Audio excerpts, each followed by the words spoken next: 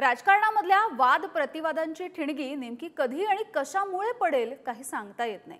सध्या मुंबईमधल्या coastal road आणि C लिंकवरच्या सुसाट प्रवासावरून राजकारण रंगलेलं आहे आणि याला कारणीभूत ठरलंय ते म्हणजे बिग बी अमिताभ बच्चन यांनी केलेली एक एक्स पोस्ट। नेमकं काय घडलंय बघूया।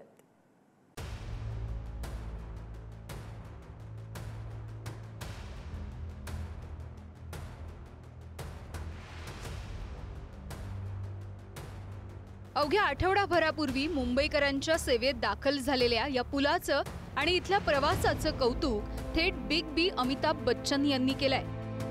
मात्र या कौतुकामुळे आता राजकीय आरोप प्रत्यारोपांचा चित्रपट झळकायला सुरुवात झाली। हा राजकीय चित्रपट बघायला सुरुवात करण्यापूर्वी बघूयात बिग बी नेमकं काय म्हणाले। अरे बापरे, कामानिमित्त मी बाहेर गेलो होतो। सी लिंक नंतर कोस्टल रोड आणि त्यानंतर भुयारी रस्ता, जेवीपीडी जुहू ते मरीन ड्राइव्ह अवघ्या 30 मिनिटात। वा क्या बात है, स्वच्छ आणि नवा रस्ता, कोणताही अडथळा नाही। आता थेट अमिताभ बच्चन यांनी एक्स पोस्ट करून कौतुक केल्यानंतर भाजपनं तातडीनं त्यांची ही एक्स पोस्ट शेअर केली आहे आणि श्रेय घेतलंय।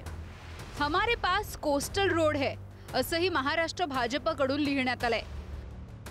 सोबतच पंतप्रधान नरेंद्र मोदीजींच्या नेतृत्वात आणि राज्याचे उपमुख्यमंत्री देवेंद्र फडणवीस यांच्यामुळेच मुंबईकरांचा प्रवास वेगवान होत असल्याचा दावा सुद्धा केला जातोय।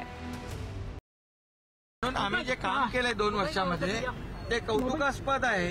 त्यामुळे जे काम 2.5 वर्ष बंद होतं, लॉकडाऊन होता, तिथे फेसबुक लाईव्ह होतं, तिथे घरी बसून राज्य चालवत होते, आता आम्ही फील्डवर उतरून काम करतोय आणि तुम्हाला दिसतंय मुंबईमध्ये बदल झालेला, पोल्युशन आम्ही कमी केलेलं आहे। त्यामुळे नक्की याची पोचपावती आता भाजप या साऱ्याचं श्रेय घेते न घेते तोच आदित्य ठाकरेंनी भाजपच्या दाव्यांवरती पाणी ओतलंय आणि कोस्टल रोडच्या निर्मितीपासून ते आतापर्यंतचा घटनाक्रम सांगितलाय आणि भाजपचं यामध्ये कोणतंही योगदान नसल्याचं म्हणत आधीच्या कामांचे फोटो एक्स पोस्ट केले आहेत।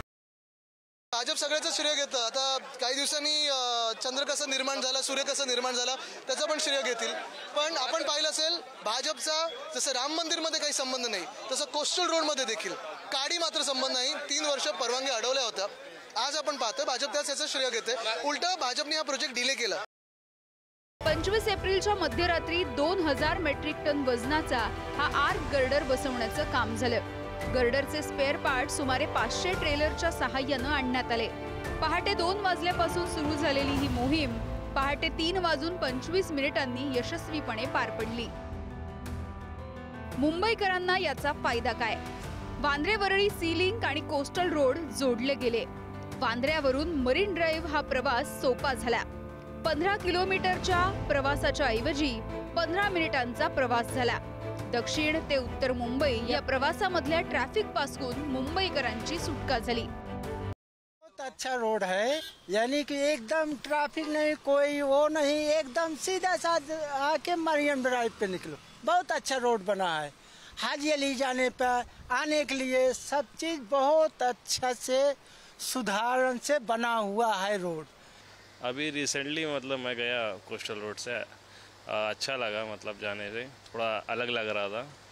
पहली बार अपने इंडिया में अंडर सी टनल बना है और उसमें जाते हुए अच्छा लगा मेरे को। मतलब फार उच्च टेक्निक यूज करून कन्स्ट्रक्शन केलेलं आहे L&T कंपनीने आणि त्याचं स्ट्रक्चरच्या हिशोबाने जो लोकांना वेळेचा सेव्हिंग होते त्याच्यामध्ये भरपूर, मतलब जे पहिला 1-1 तास लागायचं तिकडे लोकांना फार 15-20 मिनिटांमध्ये ट्रॅव्हलिंग होते आणि ओव्हरऑल ट्रॅफिकचं कंट्रोल होतोय। केवळ मुंबईच नाही तर देशभरातल्या रस्त्यांचं जाळं वाढताना दिसतंय। महाराष्ट्राचा विचार केला तर समृद्धी महामार्गापासून ते अटल सेतूपर्यंत सुसाट रस्त्यांची उभारणी होतीये। अर्थात आता रस्ते चांगले असतील तर टोल द्यायला मुंबईकरांची सुद्धा हरकत नाही। मात्र त्याच वेळेला दुसरीकडे मुंबईतल्या मेट्रोच्या कामांमुळे आधी चांगल्या असणाऱ्या रस्त्यांची आता मात्र चाळण झाली आहे आणि ही चाळण पालिकेलाही दिसावी अशी मुंबईकरांची अपेक्षा आहे। मुंबईतले सगळेच्या सगळे रस्ते हे कॉन्क्रीटचे करण्याची घोषणा मुख्यमंत्र्यांसह पालिकेने केली आहे। त्यामुळे श्रेय घेणारं कुणीही असो, मुंबईकरांना चांगल्या रस्त्यांवरून चांगला प्रवास करता यावा इतकंच. निखिल चव्हाणसह यामिनी दळवी, पुढारी न्यूज, मुंबई.